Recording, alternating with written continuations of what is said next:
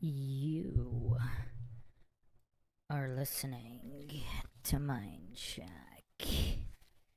This is your host, Bruce McGuire, and this is the Mission Impossible franchise breakdown where we'll be going over all of the films and actually explaining the plot of the first one, which I'm not sure I've ever seen that explained anywhere. So that's what we'll be doing.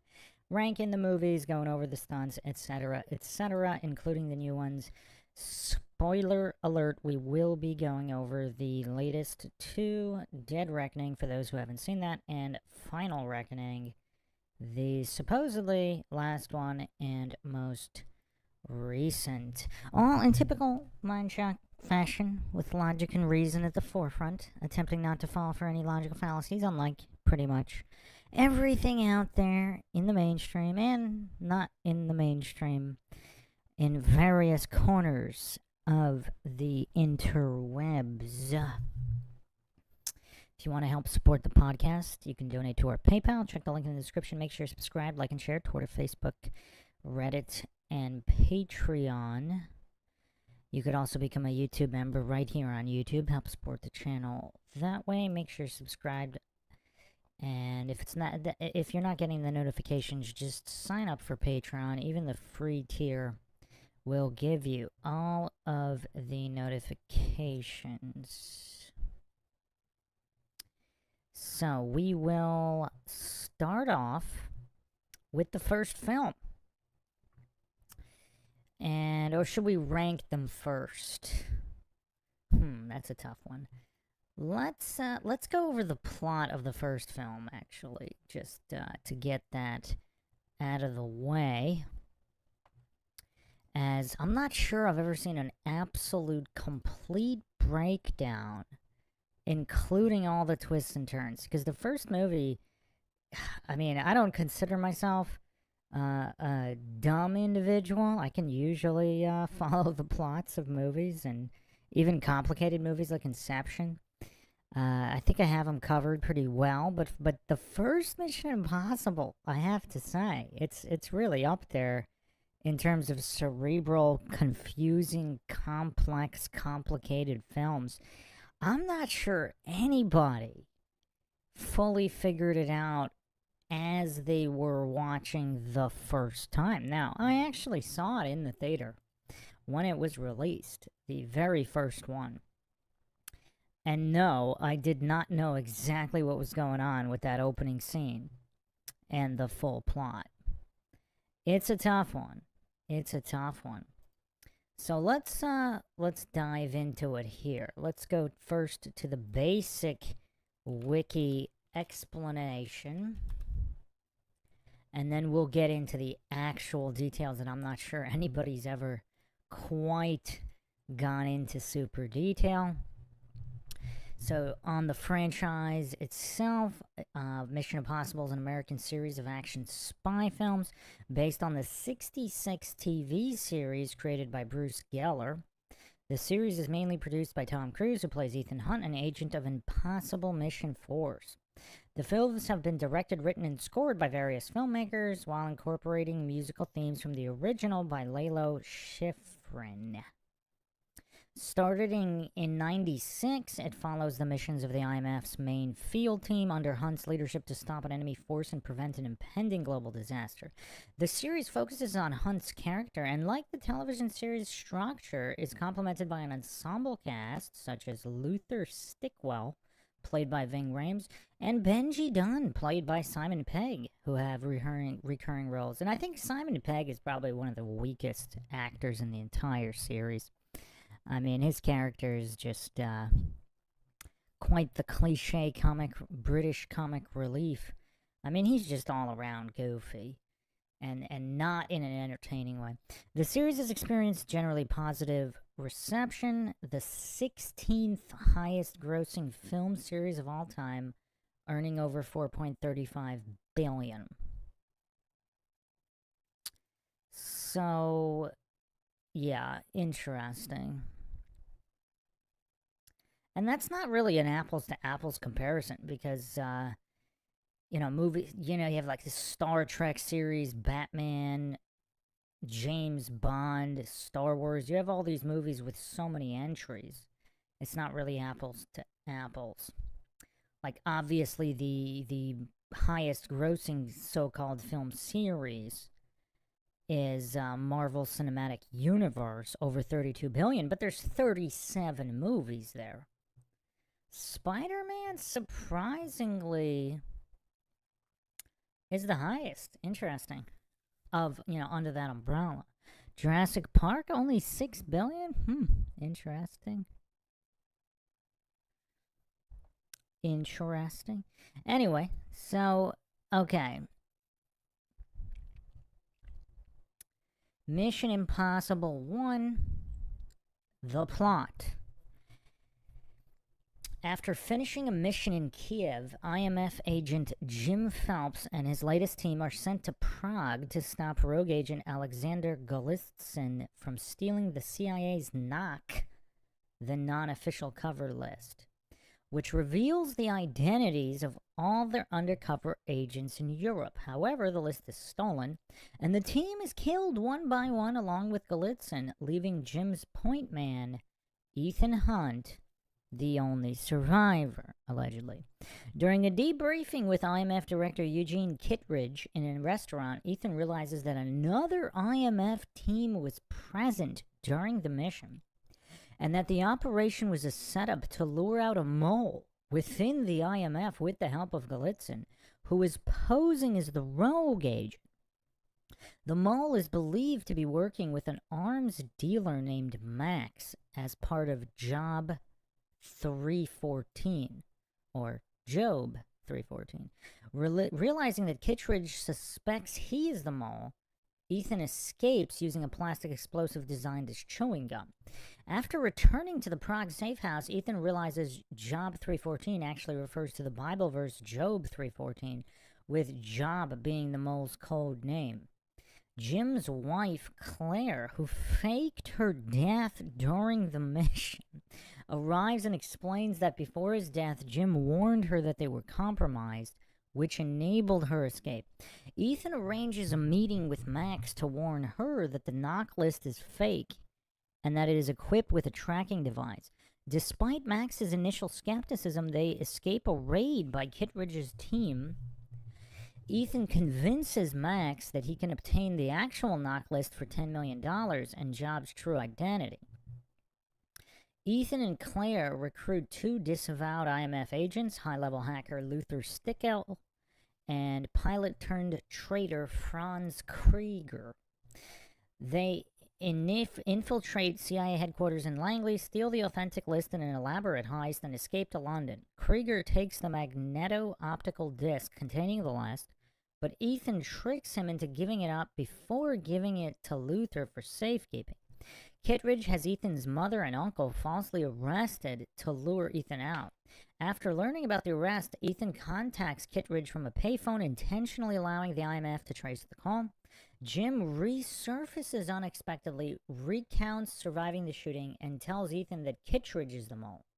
However, Ethan has already realized that Jim is the mole after discovering that the Bible he used in Prague was taken from Chicago's Drake Hotel, where Jim was stationed on a previous assignment.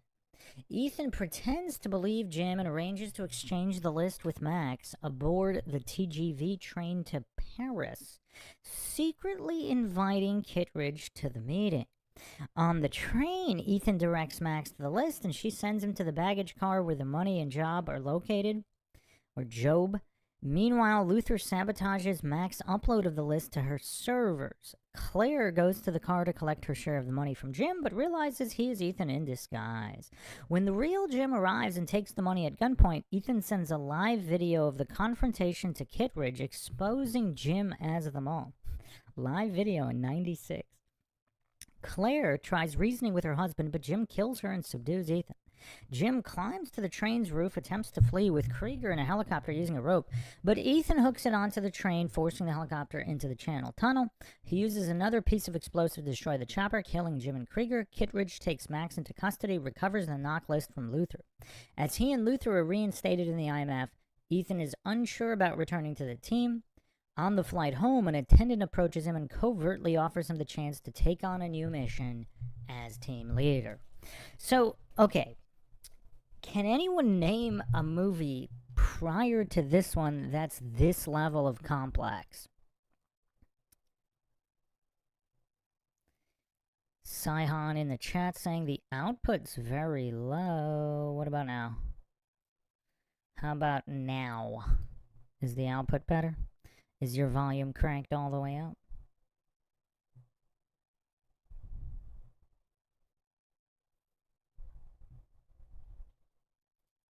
I got everything maxed out on this end. Completely maxed out. I don't know what to tell you.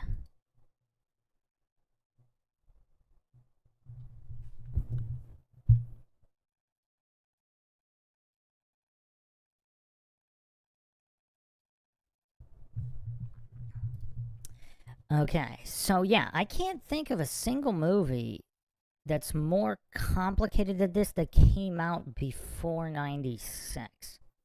I mean, obviously Memento, Inception, played a lot of mind games. But yeah, in 96, I mean, even spy movies, I mean, usually it had like a double agent or a triple agent, and that's pretty much it. Yeah, I just played back a little bit, Sihan. Volume looks good on my end. Yeah, try cranking your system volume. You could also get a software volume booster for your entire system, but playing it back on my end, the volume's good. Okay. So the one thing that the wiki does not explain is whether or not Jim Phelps knew. So exactly what he knew when and how isn't fully explained.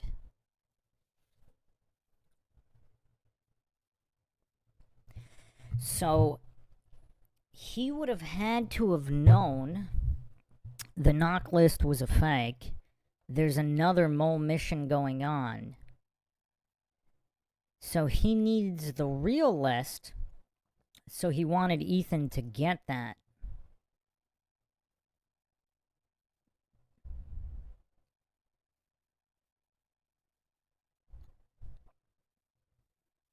So where it gets a little bit tricky is that was the Bible intentionally left behind to give Ethan looking for the Job quote in order to get in contact with Max, then have Claire come back in and guide him as necessary.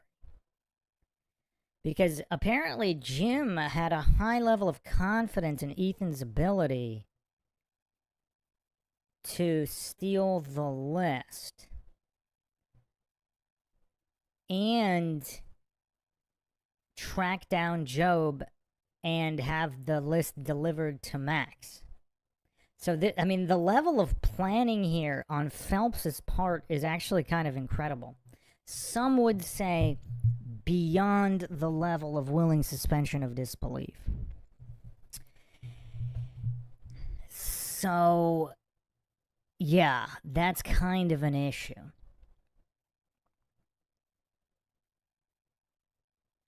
So also, how much Jim told his own wife, Claire, in this elaborate setup is also up for debate. Because he gave her the disc.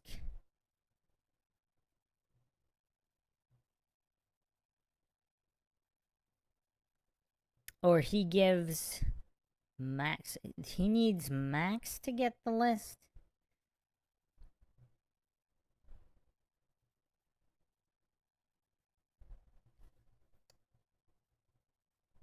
And, like, psychologically, how did they know the offer coming from Max to Ethan?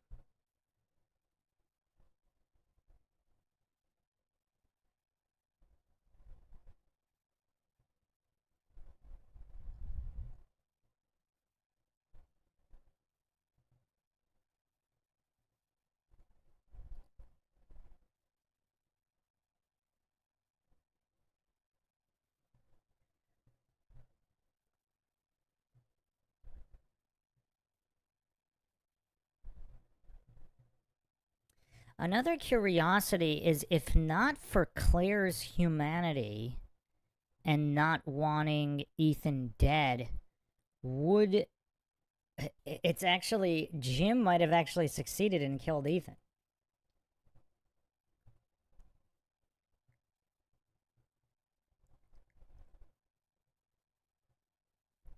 Because everything kind of came down to Claire not wanting Ethan to die in the first movie at the end of it, which is curious.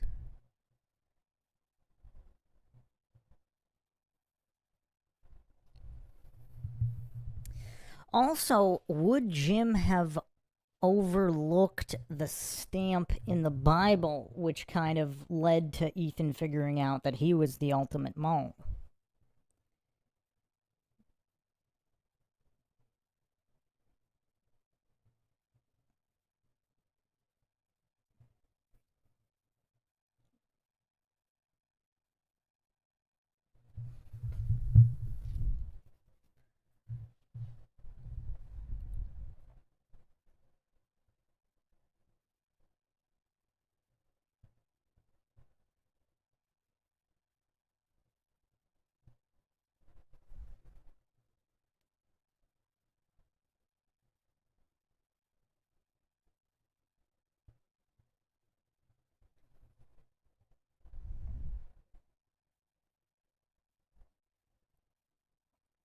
So basically, it all comes down to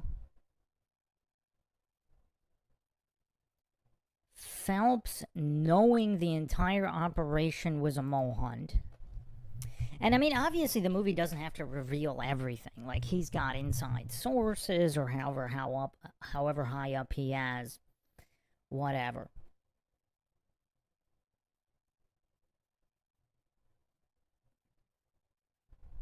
But I mean, it is curious because would Kittredge have given Jim Phelps all of the information just in case Phelps is the mole? We don't know any of that. We don't know the backstories or what other possible contacts they have.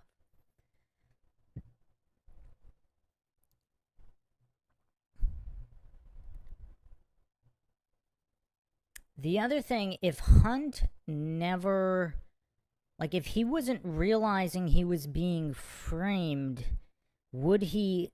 See, if Hunt wasn't able to escape early on, that whole plan gets foiled. Unless, I mean, we don't know, because Phelps could have had backup plans to spring Ethan, etc. He could have had multiple layers of backup plans, so I guess that's all fair. I don't want to, you know... It's very possible that there were many backup plans. We obviously don't necessarily need to know about them.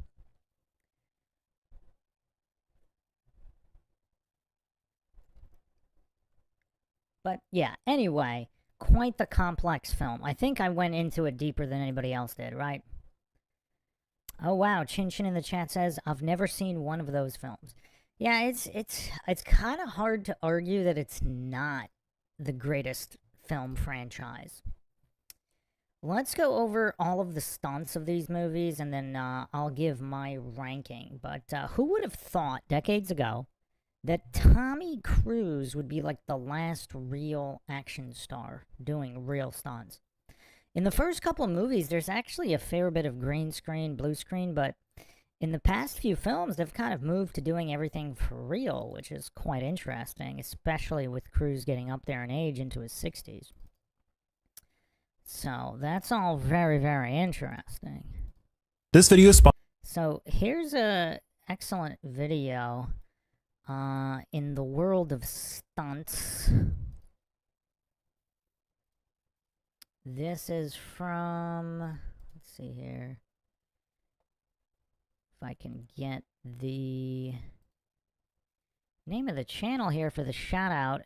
This is probably the best video out there summarizing all the stunts of all the different movies. This is by Frame Voyager, so shout out to the Frame Voyager channel.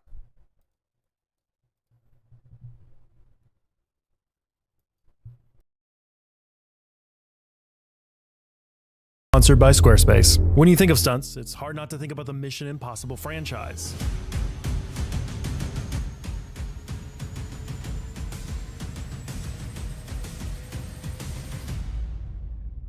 Over the course of this franchise's 3-decade run, the creative juices over how to set the bar higher and higher on the death-defying stunts its star actor Tom Cruise. This video is sponsored. When you think of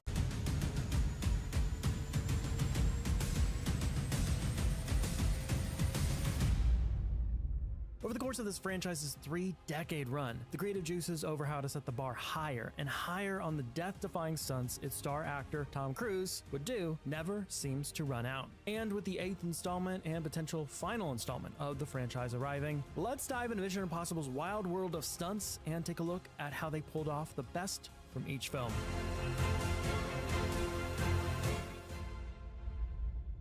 Mission Impossible 1 was directed by Brian De Palma, who really set the tone for the entire franchise, with some of the, with DP. The movie also featured one of the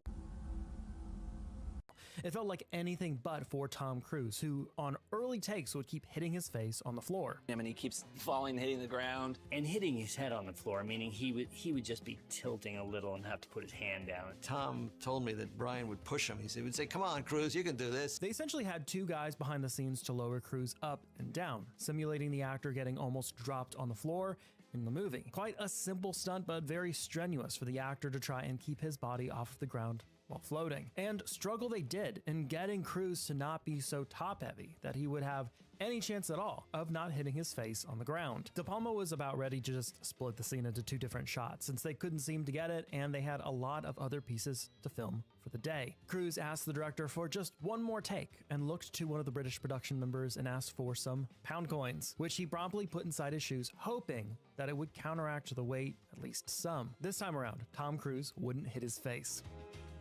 Down on the floor, and I didn't touch, and I remember I was there, I was like, oh my gosh, I didn't touch. And I was holding it, and I'm sweating, and then he just keeps rolling. And I just realized, Brian is like, he's doing it. Kid. He is working it. It's like, we did it. I'm like, I am not gonna stop. And I just hear him off camera, and he's got a very distinct laugh, and a very, when he laughs, it makes me laugh. And I could just hear him start to howl, and he goes, all right, cut. With the director enjoying watching Cruise struggle to stay off the ground, they were able to nail this shot in one sequence, showing off Cruise's tenacity that he would keep throughout the entire franchise of doing all he could to make the stunts look perfect. And honestly, the director forcing him to hold himself up for an extended period of time really worked for the tension of the scene and how quiet it was with no music. Absolute silence.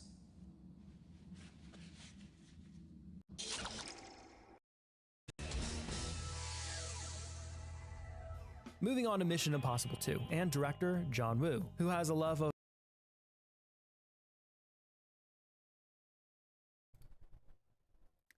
Now, a lot of people hate on the second one, but it's actually one of my favorites. I think the second one is one of the most well-made action movies of all time.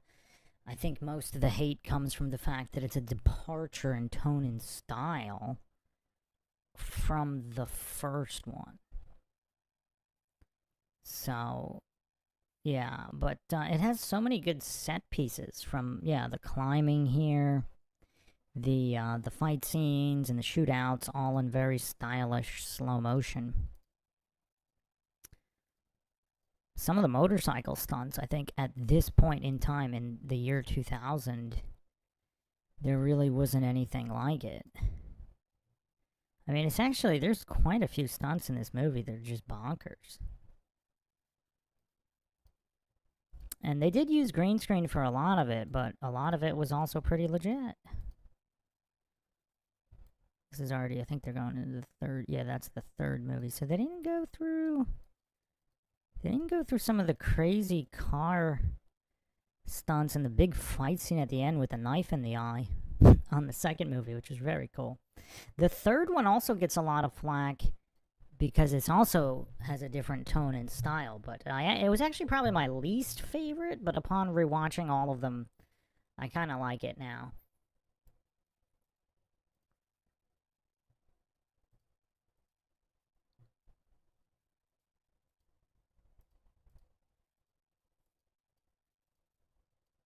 And then now, in ranking the movies, though, I do wonder where everybody would put Ghost Protocol.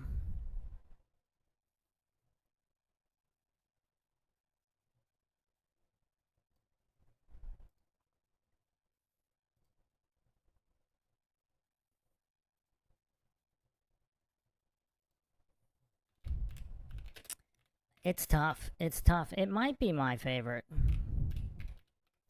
Just as an entire film. It might be. Especially watching it for the first time and what they did with it. Quite revolutionary in action cinema. And just the globe-trotting nature of it, or should we say world-trotting nature of it. So many different stunts, so many different countries. And just the major shift to practical effects. Huge shift to just doing everything for real. Which is crazy.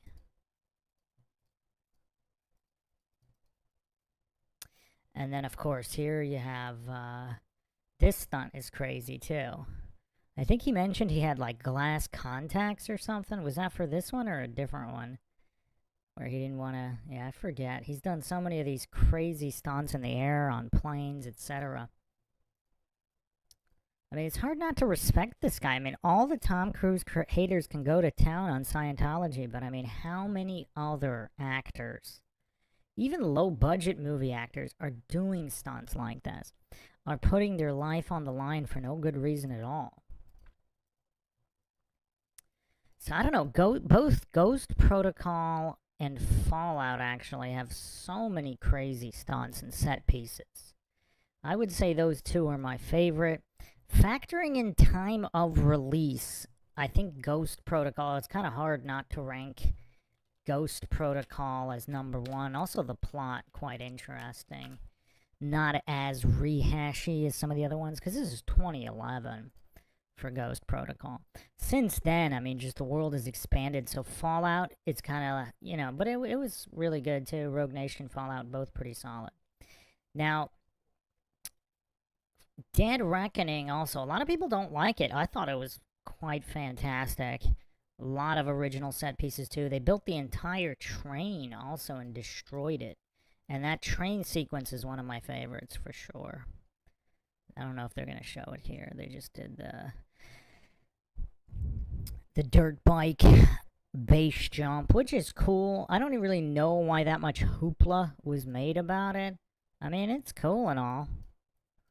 It's not like they did it in one shot and he landed on the plane in on the train in one shot. That would have almost justified the hoopla. The hoopla quite crazy.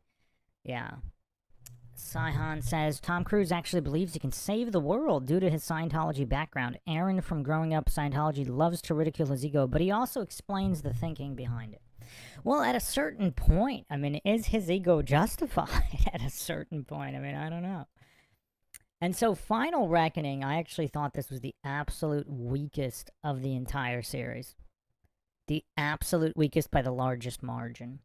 Because there's just no real emotional tension in this movie. I mean, the only cool stunts really are this. The biplane sequence is insane. But they just don't have enough tension there. Just the way that it's edited, it could have been done better.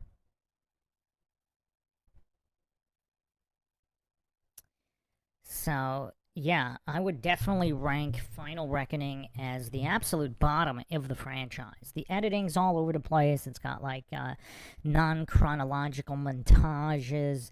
Just again, spoiler warning from the beginning. They did the whole AI plot line, which has been done, I mean, ad nauseum. I thought they could have added some kind of twists to it. Maybe they still will. If he ends up making another movie, maybe they will. They'll turn a lot of this on its head. There were just so many opportunities with Gabriel that tie in for him entering the IMF, etc., that they just never really did anything with anything. So, yeah, I was really disappointed in the final film. So my ranking, it's tough. I think I'd go Ghost Protocol, Fallout, Dead Reckoning, Rogue Nation, 1, 2, 3, even though I still really liked 3, and then Final Reckoning. Final Reckoning was just the absolute weakest. I mean, there's just really nothing emotional or tension-wise in the entire movie. The plot's kind of all over the place. The non-linear montage editing isn't even really explained in any way. I mean, it felt like kind of like a first draft of a movie more than anything. I wonder if there will be a director's cut, but yeah. Saihan says, I appreciate his hard work, but I wouldn't even try to have a conversation with him. That would be a mission impossible. I'm going to play another clip here for all the Tom Cruise haters. Just this really incredible interview where, I don't know, it seems like he does try to be a force for good. This is a channel where this guy, School of Hard Knocks or whatever, this guy talks to like a bunch of millionaires and billionaires for advice.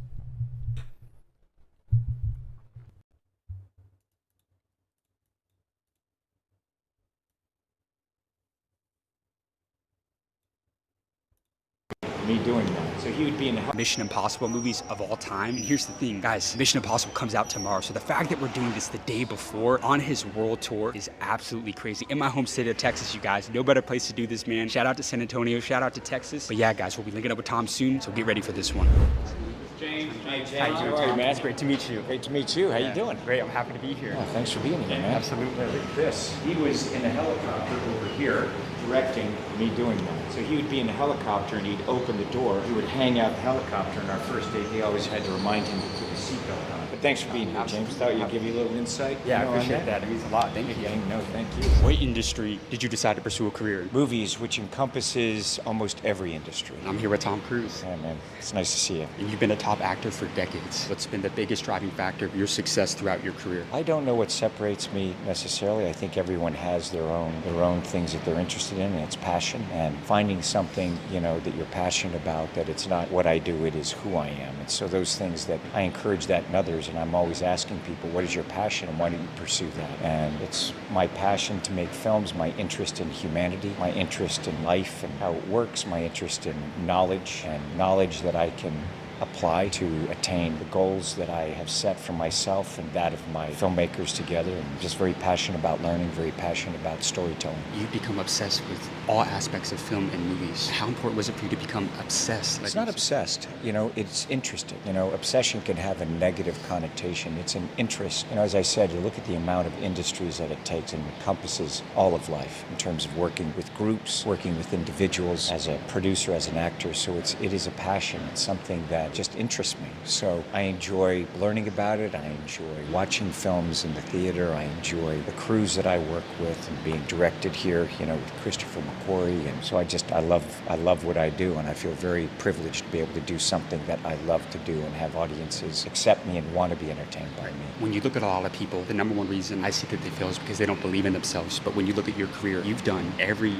death-defying stunt imaginable. What was your perspective on fear and taking risks? Do you not fear anything? No, it's not a matter. I don't mind being afraid. I know fear is the unknown, and I enjoy feeling that because it also puts me in a position of I want to know. And the way that I approach it is just, as I said, I look for knowledge that I can apply. And when it's applied, you get the correct results. So that's what I'm looking for in terms of everything in my life. And I'm someone who, if it's not true for me, it's not true for me. If something isn't real for me, no matter what, I have to know and experience it and understand it for myself. And when I do that, the fear goes away, the adrenaline is still there, the excitement, the adventure. I want an adventurous life. I want it. I like adventure. I like exploring things that, you know, you look at the aerial stuff that we're talking about here earlier, you know, when we're doing stuff like this, it's like how to figure out how to do something like this. How do we get to this? So the amount So this is you hanging off a plane right here. Oh yeah, it is. And the amount of knowledge that we needed to know just to be able to get this shot. I'm an aerobatic pilot. I fly airplanes. I fly this airplane. I fly it in all different maneuvers. It's what piece of equipment to get this shot. So we had to understand the different camera equipment. We developed camera equipment and technology just to get this, the speed at which this aircraft is traveling. And I also have to understand what the pilot knows. Because I'm a pilot, I know the dangers and where we're getting this aircraft to a stall. So when I'm here, I'm not just acting and moving in between the wings, I'm also perceiving what he's going through and the air molecules coming over that wing. When you're approaching something like this, you don't know until you start really looking at it. So what I'll do is I'll set a goal and I'll write a list of all the things I think I need to know, to learn, to be in order to get a shot like this. And I align it with Christopher McQuarrie and our entire film group. And so we're also just exploring it. You don't just sit in a room and draw this up and think you can get this. There is physically, how do I train to get here? What kind of force, the wardrobe. There's so many different elements that an audience doesn't know why or how, but the amount of years to be able to get to this, to do a shot like this, and the collaborative efforts between me and McHugh, the dreams that we have, and I'm hearing his dreams of what he wants to create, and I want to participate with that, and then he hears mine. It's just this wonderful back and forth with ourselves and with our whole film group, and that's what I love. Where does your work ethic come from? Just my desire to be as competent and able as I can be. That interests me. Excellence interests me, and it's something that I know that absolutes are unattainable, but that I'm going to constantly strive for it, and it's my desire to entertain people. It is my desire to deliver the very best that I've always felt for myself. Even when I was a little kid before movies, it's when I had any job, I always wanted to understand how to do that job and then do it at the very highest level that I possibly can. I enjoy going for that level of perfection. And your last message to the younger generation? Man, that was it. Yeah. You go. Look for knowledge that you can apply to your lives, because there's so much information out there. That doesn't mean that it's accurate. I'm someone who says when I hear it can't be done, I'm like, I don't know, maybe, how many times do you think the people weren't like, oh, you could do this? So it's how to accumulate knowledge that is applicable towards your goals. And don't be so afraid to be afraid or nervous. The important thing is to keep pursuing your dreams and finding accurate things that are going to add to your life and to others. The way that I look at life, I don't live it for myself. I really know that to live my life, I'm thinking of others. And to lead is to serve. Not to tell people what to do, but to help them to be better. So I'd focus on that in terms of yourself personally, but also others, how you can contribute to your friends, to your family, to your workplace in a very positive way. Those things are, I look to improve every area that I'm in. And not just myself, I'm looking at my decisions based on what are the ramifications and the effects of others. So I think we have to think of that when we're part of the group. So that's kind of what I do. You got amazing Right, advice, man. my friend. Thank you Thank so you much for very your much. time.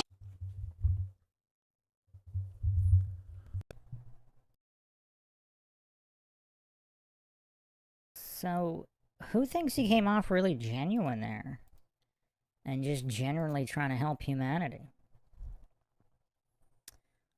How to, unite passion with knowledge and service to others. Now, say what you will about, the personal stuff, and I do have a deep dive coming up on him, his life, Scientology, all the conspiracies, Illuminati Hollywood, all that stuff. But yeah, it's kind of hard not to respect him. So there was my ranking. We went through a bunch of stuff. Kind of hard pressed to find a better action franchise. I mean, Fast and Furious is, quite garbage next to something like this. It would be nice if they did go back more to the espionage roots, the double crossing, the triple agents, all that stuff where you don't know what's really going on. I mean, they kind of get lost in that more in the action sense instead of the dramatic tension, espionage, who's playing who, how. So they definitely could have done that better, especially in the last film, which was quite a letdown. So yeah, that's it for now. Just quick overview. We may or may not do a follow-up on this, depending on the feedback. If anybody else wants more explained, we could do a deeper dive into the plot of the other movies. But the rest of them I thought were pretty straightforward. We went over the first one, which was the most complex and still one of the most complex films out there. So I hope everybody enjoyed another edition of the MindShock podcast. Bruce McGuire signing off. Catch you guys next time.